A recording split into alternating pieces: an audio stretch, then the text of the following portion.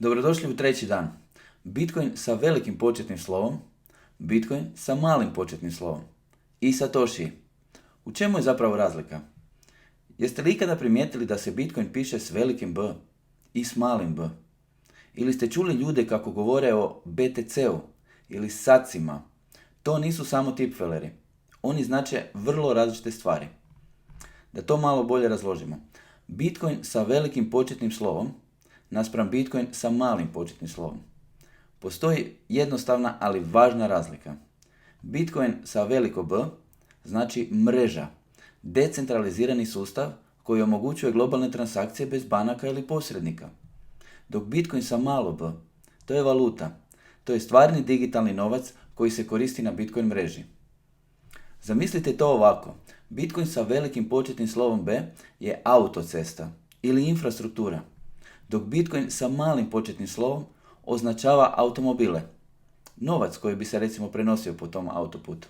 Imamo primjere rečenica poslao sam 0.001 Bitcoina svom prijatelju.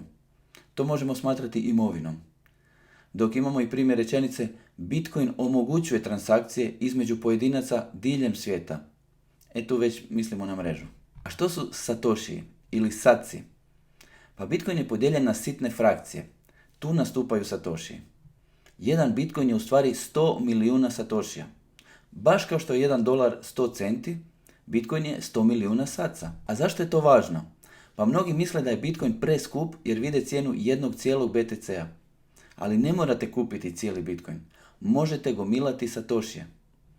Bilo da posjedujete jedan Bitcoin ili 100 milijuna saca, posjedujete zapravo istu količinu Bitcoin mreže. A što je BTC u odnosu na Bitcoin? Vjerojatno ste vidjeli da se BTC koristi naizmjenično sa Bitcoinom. Ali u čemu je razlika? BTC je jednostavno simbol valute za Bitcoin. Baš kao što je USD predstavlja američki dolar.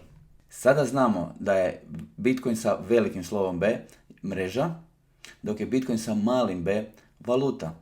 Satoshi ili saci, oni čine najmanju jedinicu Bitcoina, dok BTC simbol zapravo znači Bitcoin. I to je to, jednostavno, zar ne? Sada kada znamo razliku između BTC-a, Bitcoina sa velikim B, Bitcoina sa malim početnim slovom B i Satoshija, dođemo do srži stvari. Koji problem Bitcoin zapravo rješava? I zašto je stvoren? Vidimo se sutra.